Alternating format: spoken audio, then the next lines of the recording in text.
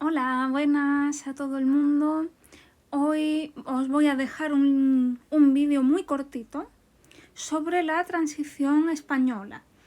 Muy cortito porque son unos poquitos años y no quiero profundizar demasiado en datos concretos muy específicos, ¿no?, de los cambios políticos, sino que a grandes rasgos sepáis cómo terminó la dictadura de Franco, que era lo que habíamos hablado la vez anterior, y cómo se dio paso, cómo se consiguió en un tiempo récord, básicamente para la época, llegar al sistema democrático que existe en España ahora mismo.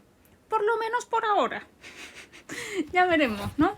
Pero bueno, fácilmente, ¿no? Este es el último concepto que vamos a estudiar en la historia de España, aunque verdaderamente, si quisierais, en algún momento podríamos hablar de forma menos académica y más social, digamos, pues de los cambios, el desarrollo que ha tenido la época de democracia, ¿no? Digamos, desde mediados de los años 90 hasta ahora, pues estas 3 décadas, ¿no?, de una democracia más establecida. ¿Qué cambios ha habido? ¿Qué partidos han destacado? ¿Qué gobiernos? ¿Qué errores? ¿Qué aciertos? ¿No? La economía. Pero cortamos aquí. Yo creo que es porque es muy difícil estudiar este periodo con una cierta distancia histórica, ¿no? Ya nos estamos acercando mucho a la época actual y no somos objetivos, diría yo, no somos imparciales, porque ya hablamos de políticos que, bueno, si estaban activos a principios de los años 2000, pues son mayores, pero algunos siguen activos ahora, ¿no? Bueno, ¿qué es lo que ocurre con la transición española? Se llama transición, no es una revolución, no hay una guerra, sino que es una transición pacífica, ¿no?, basada en política, sobre todo política de pactos, de acuerdos entre diferentes personas, diferentes partidos, durante la cual pues España deja el régimen franquista después de la muerte de Franco y configura, empieza a formar un Estado democrático y social de derecho, Estado de Derecho, ¿no? Franco muere el 20 de noviembre de 1975 y como ya sabíamos de antes, ¿no?, cuando hablábamos de la ley de sucesión, si no os acordáis, repasadlo, ¿no?, pero es la ley en la que Franco nombra a la persona que va a ir detrás, ¿no?, que va a ser, pues eso, su heredero en el poder, su sucesor, que era príncipe, ahora rey Juan Carlos I, ¿no? En ese momento se convierte en rey de España y, sin embargo, no opta, no elige continuar un poder autoritario, unipersonal, sino que abre el país hacia una democracia. En 1978, después de muchos escritos, muchos pactos y bastante controversia, por supuesto, se aprueba por referéndum universal, ¿no?, votan los españoles, se aprueba la Constitución de 1978, que es la que tenemos ahora, ¿no? Es la Constitución que está vigente ahora. ¿Qué implica la transición? Pues implica que si vamos a ser una democracia hay que cambiar las leyes, se quitan las estructuras del régimen de Franco y se basa pues en el consenso, en los acuerdos de las fuerzas políticas que había en el régimen anterior, sobre todo de las facciones más jóvenes, que estaban más abiertas al cambio, y de la oposición democrática que existía, si bien de forma más o menos clandestina, pero ya se legalizan, ¿no?, los partidos, se legalizan los partidos políticos y se sientan a la mesa de las negociaciones también. La Constitución de 1978 hace que España sea una monarquía parlamentaria, ¿no?, democrática. El rey es una figura simbólica, más que nada, aunque también es importante saber que es el jefe del ejército, de los ejércitos, ¿no?, la marina, ejército del aire y el ejército de a pie, pues el jefe de las tropas es el rey, más o menos simbólicamente, pero es importante saber esto. y también se crea un Estado menos centralizado, el Estado de las autonomías, ¿no? Este caso de la transición española se ha estudiado tanto en España como en el extranjero y se considera un modelo de cambio pacífico. No hay violencia, en principio, ¿no? No se basa en una revolución, no se basa en una eliminación violenta de los poderes anteriores, sino de los acuerdos. Aunque también hay críticas, ¿no? Todo tiene ventajas y desventajas. La ley de la amnistía y ciertos pactos con personas que habían participado de la dictadura absuelven a estas personas de cualquier posible delito, ¿no? Incluyendo delitos, digamos, contra los derechos humanos y cosas así. Ya sabéis cómo son las dictaduras. Y esto es pues el problema que tienen muchas personas que quedan, digamos, sin juzgar, ¿no? Muchos de los aspectos del franquismo, pero la prioridad, y yo esto lo sé porque mis padres eran jóvenes de vuestra edad, más o menos, cuando ocurrió la transición española, ¿no? Entonces la prioridad de la gente en España era ir hacia adelante, crear un futuro democrático, poder convivir unos con otros, porque España, recordamos cuántas guerras civiles, levantamientos, constituciones diferentes que quitaban uno las de otro había tenido en los últimos 100 años o 100 y pico antes de 1978. Si no lo sabéis, aprovechad para repasarlo. Pero la gente quería avanzar y no quería en ese momento mirar al pasado. Esto pues algunas veces en la población española actual, desde una posición de una democracia más asentada, de un privilegio democrático, causa rencor, ¿no? Porque las personas piensan, ¿no? que tendría que haber sido juzgada esta dictadura, este sistema, pero en este momento no era la prioridad, ¿no? No era la prioridad. Y sí es cierto que la transición consolida una democracia en España, es el sistema que tenemos hasta ahora. ¿Qué tenemos? Pluralismo político. Se legalizan los partidos políticos desde la derecha, que bueno, Franco digamos que era una dictadura de derechas, pero hasta el Partido Comunista, todo el espectro, ahí está, ¿no? Los que habían sido prohibidos o limitados durante el franquismo pues vuelven a resurgir. Pactismo y consenso, todo el mundo intenta ponerse de acuerdo. Reformismo, se intenta aprovechar las cosas que se tiene, no romper radicalmente, sino hacer arreglos poco a poco, ¿no? Unas reformas controladas con cambios en las leyes y cambios constitucionales. El papel del rey fue fundamental porque efectivamente era el sucesor de Franco, ¿no? Que había quedado por la ley de sucesión como rey absoluto en España, básicamente, ¿no? Como en el siglo XVII.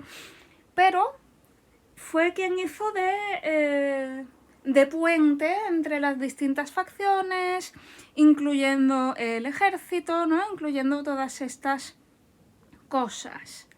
La Constitución del 78, pues fundamental, ¿no? Quizá el momento más importante de la transición, cuando se aprueba esta Constitución, que ya veremos que va a durar, o está durando, mejor dicho, mucho tiempo, ¿no? Desde 1978 establece las bases legales de la nueva democracia, establece las autonomías, ¿no? Ahora tenemos comunidades autónomas en España, como sabéis. Esto viene de la Constitución del 78, igual que la descentralización que vemos ahí, el punto 6, es eso. Participación ciudadana, pues la gente empieza a tomar parte en la vida política.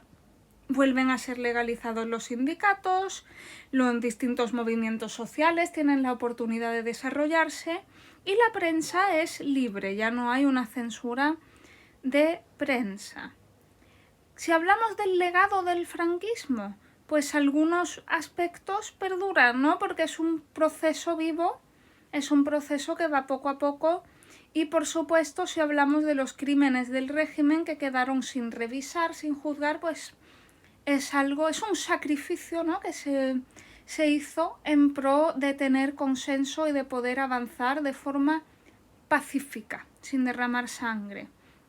Transformación económica también, por supuesto, y la reconciliación nacional. Son estos consensos de los que hablamos.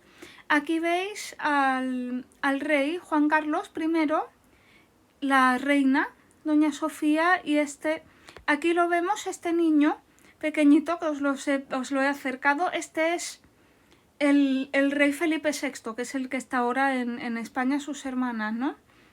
Elena y Cristina. Y bueno, pues ahí las tenemos, ¿no? De pequeñitas. Esto es en los años 70.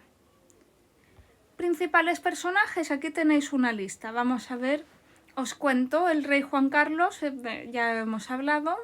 Adolfo Suárez, fundamental, si recordáis, un nombre de un político español del tercer tercio, ¿no? Del siglo XX, de la transición española. El nombre a recordar es Adolfo Suárez. Genio político que cambió el sistema desde dentro, primer presidente del gobierno democrático, ¿no? Del sistema actual, y fue quien lideró las reformas, la legalización de los partidos. Bueno, aquí tenemos a Felipe González, también después fue presidente, y muy importante, ¿no? Del PSOE, Partido Socialista. Es quien consolida, digamos, pues la oposición democrática. Adolfo Suárez estaba en un partido de centro, ¿no? Juntaba gente de izquierda, de derechas, muy moderada, para el partido del consenso. Santiago Carrillo, Partido Comunista. Este era el secretario general del Partido Comunista, pues contribuye a estas nuevas fuerzas de izquierda que están legalizadas. Tenemos Manuel Fraga, este es de derechas, ¿no? Igual que Adolfo Suárez había estado metido en política ya con Franco, y estaba en la Alianza Popular, que era un partido de centro-derecha. Más tarde se llamó el Partido Popular, que junto con el PSOE, ¿no? El PP y el PSOE fueron los partidos más importantes a partir de este cambio democrático. Lo siguen siendo, aunque el sistema es cada vez menos bipartidista, ¿no? Ahora necesitan siempre formar coaliciones, pero hubo un momento en el que los críticos, ¿no? del bipartidismo llamaban el PPSOE, PP y PSOE, porque iban un poco pues turnándose, era centro-derecha y centro-izquierda, ¿no? Tenemos más gente. Torcuato Fernández Miranda fue presidente de las Cortes, también trabajó, ¿no? en la ley para la reforma política. Antonio Tejero, figura negativa, pero muy interesante, ¿verdad? Porque intentó dar un golpe de Estado en 1981, poco menos de 3 años, ¿no? de haberse aprobado la Constitución. La Constitución se aprobó en diciembre del 78, inició un golpe de Estado, entró pegando tiros en el Parlamento. Os lo voy a pasar, voy a poner un vídeo. En la descripción os voy a dejar un enlace, si lo puedo encontrar, creo que sí, sin problema. Antonio Tejero dando el golpe de Estado, y bueno, la intervención del rey Juan Carlos fue fundamental, ¿no? El rey Juan Carlos salió en la tele con todas las medallas en la noche, ¿no? del 23 de febrero de 1981, y le dijo a los ejércitos que ni en broma, ¿no? que no se unieran a este golpe de Estado, sino que fueran leales al proceso que se había hecho y que se estaba haciendo de la democracia, que de eso nada. Hay muchas teorías conspiratorias del golpe de Estado. Es un rabbit hole que, si tenéis tiempo, seguramente después de la sesión de exámenes os podéis meter. Tenemos más gente. Gregorio Peces Barba, uno de los padres de la Constitución, ¿no? la gente que escribía las leyes, ¿no? es uno de los que escribía. José María de Areilza fue ministro de Asuntos Exteriores y quien negoció la entrada de España en la Comunidad Económica Europea, ahora llamada Unión Europea. Importantísimo, ¿no? Vosotras, que sois de Polonia, que hemos celebrado hace poco los 20 años, ¿verdad?, de Polonia en la Unión Europea, lo sabéis. Y yo, gracias a esta Unión Europea, pues puedo trabajar con vosotros en la Universidad de Varsovia. La verdad, ¿no? Bien, líderes sindicales, ¿no? Marcelino Camacho, entre ellos. Jordi Pujol fue el primer presidente de la Generalitat de Cataluña, el gobierno catalán, ¿no? muy influyente en estos acuerdos de las autonomías, de la descentralización del Estado. ¿Cómo va la cronología? ¿Qué cosas ocurren? El 20 de noviembre muere Franco en 1975 y el día 22 Juan Carlos I es proclamado rey de España, es coronado, ¿no? Recibe la corona. Mi madre cuenta que hubo 2 semanas que no fue al cole, no fue a la escuela, porque hubo vacaciones. Primero por el luto, ¿no? de la muerte de Franco y después por la celebración de la coronación de Juan Carlos I. 1976, Adolfo Suárez es nombrado presidente del gobierno por el rey, ¿no? Por ahora es elegido a dedo, digamos, tú vas a ser, pues tú. Pero es un hombre joven de vistas muy democráticas, que ya estaba trabajando detrás del telón, ¿no? para democratizar, para abrir el sistema franquista desde dentro. En noviembre, Adolfo Suárez con su equipo aprueba esta ley para la reforma política, para ir yendo, ¿no? a legalizar los partidos, estas cosas. En 1977 se celebran elecciones democráticas, las primeras desde la Segunda República, que recordamos acabó con la Guerra Civil en 1936, y se aprueba la ley de amnistía, ¿no? 1978, aquí tenemos el referéndum de la Constitución española. En el 79 pues se celebran inmediatamente las primeras elecciones generales con la nueva Constitución y se aprueban los primeros estatutos de autonomía de Cataluña y el País Vasco, seguidos en 1980 por Galicia y Andalucía. Y no sé si sabéis, tanto el pueblo catalán como el vasco, el gallego y el andaluz son naciones, ¿no? Son pueblos étnicamente o culturalmente o ambas cosas reconocidos, ¿no? como naciones dentro de la pluralidad, ¿no? de España, la Constitución española. Vale. 1981, ya hemos dicho, el 23 de febrero, Tejero intenta dar este golpe de Estado, lo llamamos 23F, si habláis en España del 23F, la gente sabe lo que es, normalmente. Ya algunos jóvenes menos, porque no lo recuerdan o sus padres tampoco y ya no tienen este recuerdo tan presente, pero en teoría deben saberlo porque se estudia en clase, ¿no? Y en octubre Felipe González toma el liderazgo del PSOE, ¿no? Va a ser una figura muy prominente dentro del Partido Socialista Obrero Español. 1982, efectivamente, gana las elecciones, Felipe González es presidente y en 1986 España entra en la Comunidad Económica Europea, que es la Unión Europea. Luego se transformó, ¿no? para llamarse Unión Europea e incluir pues, políticas más amplias, ¿no? que limitarse a la economía. Bueno, pues eso es lo que es la transición española, ¿no? Lo dejamos en el 86, sabemos que se estableció una democracia, no hay democracias perfectas en el mundo, pero dentro del contexto europeo de finales del siglo XX, tened en cuenta que España elimina la pena de muerte antes que Francia, su vecina democrática, por ejemplo. Fue un proceso muy rápido, una reforma muy rápida. Consenso, reconciliación, ¿no? Se consigue poner de acuerdo a muchas personas con ideas totalmente opuestas, con ciertos sacrificios, pero se logra. El Estado ya no está centralizado, aparecen estas autonomías, las comunidades autónomas. Se da una modernización económica y social, por supuesto, entramos en la Comunidad Económica Europea con todo lo que esto conlleva, implica. Se fortalece el Estado de Derecho, hay un marco legal sólido, los ciudadanos están protegidos por la ley, ¿no?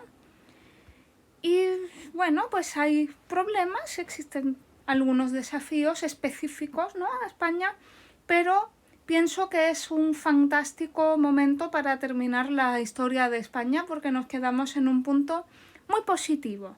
Y aquí lo vamos a dejar y nos vemos próximamente. Gracias por vuestra atención.